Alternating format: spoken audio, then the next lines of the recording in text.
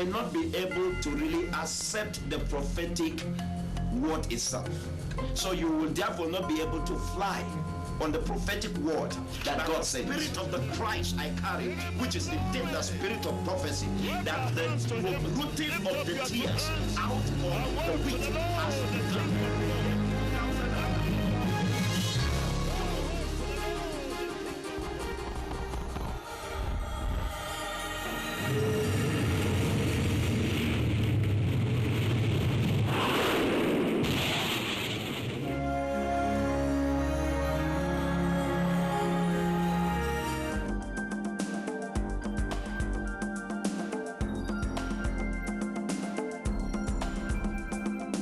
Hello viewers, thank you for giving us the opportunity to be in your homes.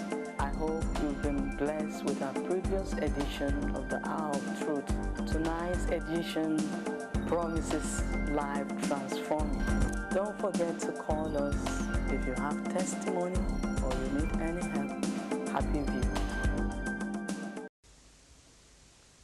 I therefore took what I heard from God yesterday. Leaders producing leaders.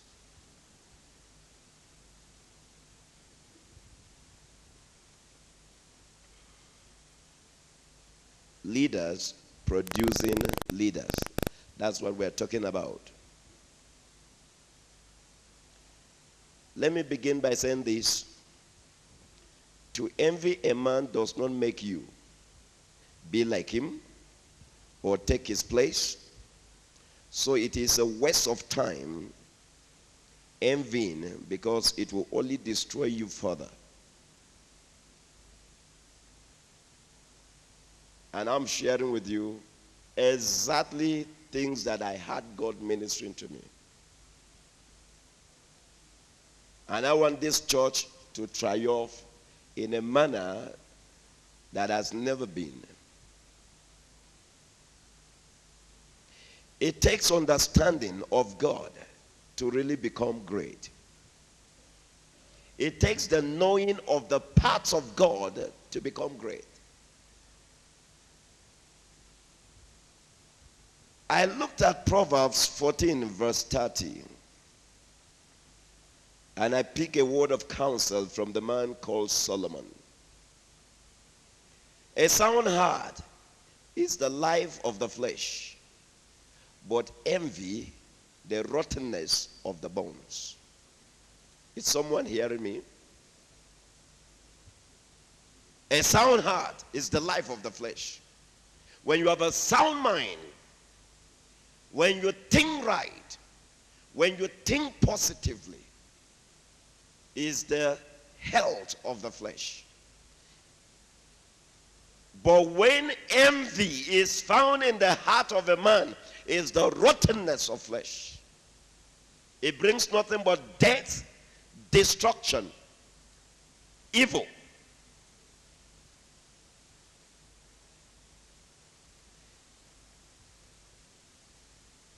Job chapter 5 verse 2. Let's read that. Job 5 verse 2. For wrath killeth the foolish man, and envy slayeth the silly one. Wrath, anger, killeth the foolish one, but envy slayeth the silly one. And what is God bringing out of me? Why am I beginning from here? Here's something.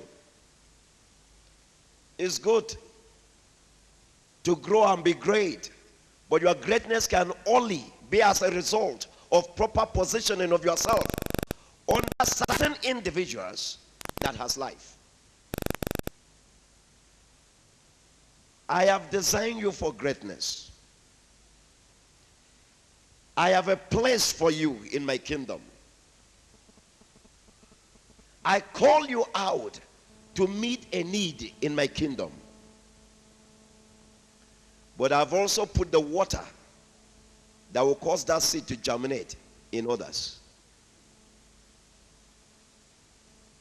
And I sat down there thinking, why was God saying what he was saying? And I'm bringing it home to you. Listen to me. Till you find someone who has influence in your life and who himself is an affluence, you will not be able to see the germination of the greatness of your life. There is a statement God made that is so dangerous. God said to me, you may have the seed of greatness, but till you necessarily relate with men, walk with men, and put yourself in a position of learning and understanding my ways and my paths, that seed cannot germinate. That seed cannot grow. That seed will amount to nothing. Yeah, you have the seed. Yes, you have all it takes. I have put it in you. And every man seated here, every woman seated here, there is a seed in you, but there is the need for the watering that comes from somewhere. And then God also made a statement to me. Very interesting. He said, I have determined and I have made it so that the watering of every man must come from another man. The watering of every man must come from another man. Look, when they were talking education, I was having another lecture. When they were talking with students, I was having another lecture. A different thing altogether. I kept turning this over and over and over and over. And I knew that there is the need for us to circumcise our hearts absolutely and prepare ourselves for the greatness that God has for us. Otherwise, because of an uncircumcised heart, you will miss out of the things that God has for your life. You will have a destiny, but not molded. You will have a future, but not realized. You have ambition, but cannot be achieved. The reason is, there are too many people that are self-made. Too many. Too many people that are self-made. Too many people that have become what they are by themselves. Here's something very interesting.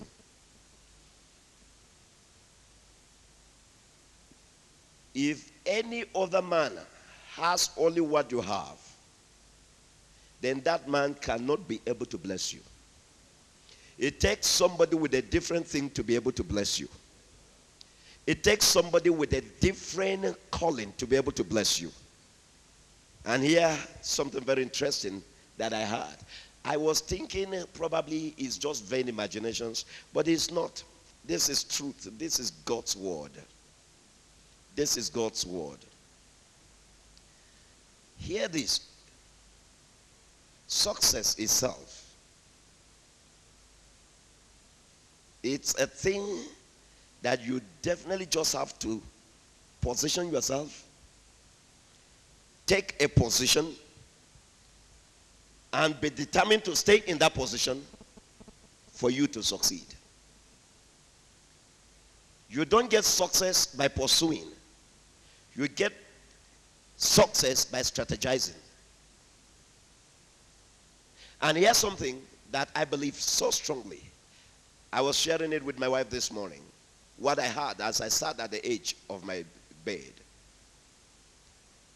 The principles of success is the same. It doesn't matter in what area you are successful.